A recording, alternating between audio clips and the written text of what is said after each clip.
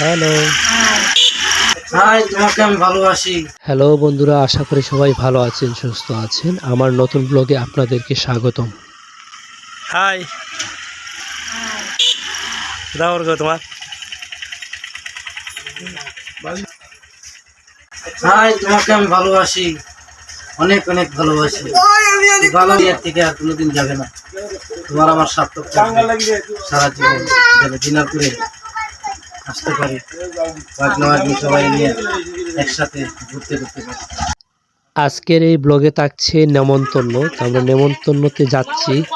তো সিএনজি একটা হচ্ছে ভাড়া করে নেওয়া হয়, তারপরও হয় নাই। তারপর আমি হচ্ছে আরেকটা সিএনজিতে যাই। তো অনেকটা রাস্তা যাওয়ার পর ঢাকা টু সিলেট হাইওয়েতে আমরা উঠে পড়ি। তারপর হচ্ছে তালতো ভাই আমার সিএনজির সামনে বসে আছে, তো ওনাকে দেখলাম, তো অনেক আসতেছে। তারপর ঢাকা টু সিলেট হাইওয়ে মহাসড়কটা পার হওয়ার জন্য এদিক ওদিক তাকালাম, তো দেখলাম যে আসলে গাড়ি নেই। তো ভাবলাম এই সুযোগ হচ্ছে পার হয়ে যায়। তারপর আমি গাড়িতে উঠে পড়লাম ঢাকা টু সিলেট হাইওয়ে মহাসড়ক।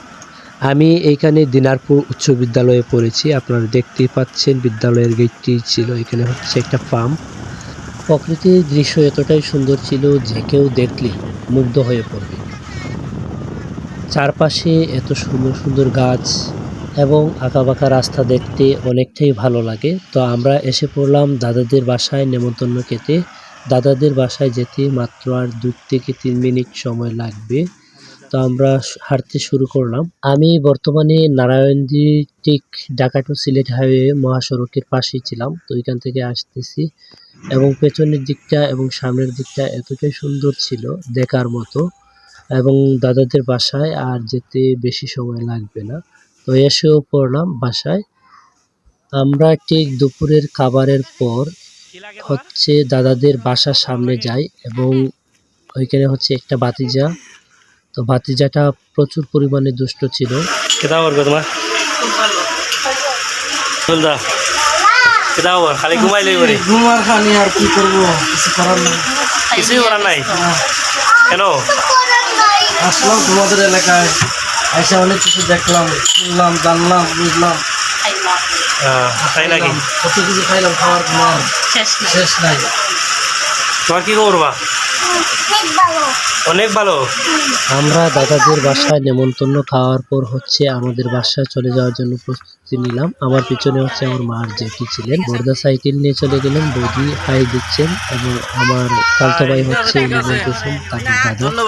আমি বৌদিকে বলতেছিলাম যে খাবারটা কেমন হলো। বৌদি বলতেছে অনেকটাই ভালো এবং উনি সর্বশেষ এমন একটা কথা বললেন যে কথাটা শুনলে আপনারা একটু হাসবেন। আপনারা কিন্তু আমার বৌদির কমেন্ট গুলা না শুনলে হাসতে পারবেন না, ফলো করবেন। খালি টেস্ট গুলা কেমন হয়েছে?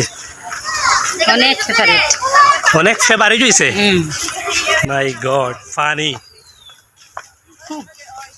হাই ফুলদা, হ্যাঁ, কেমন আছো? এই তো ভালো। কি অবস্থা? দিনাজপুর সাইড রাত যাইতে চাই, মন চায় না। মন চায় না? না, কি চায়?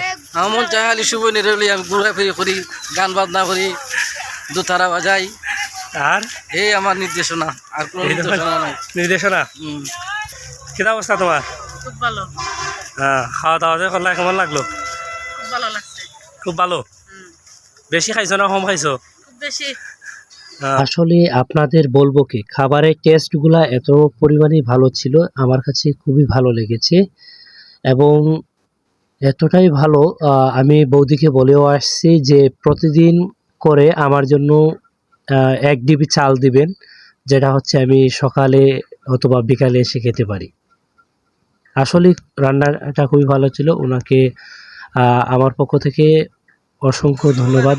আসলে এত সুস্বাদু খাবার ভালো লেগেছে। উনি হচ্ছে সেই মানুষ যাকে আপনারা চেনেন নাই, এখন চিনেছেন। তো রাঁধুনি হিসেবে ওনাকে চিনে রাখেন, ভালো লাগবে। উনি হচ্ছে ভাতিজি।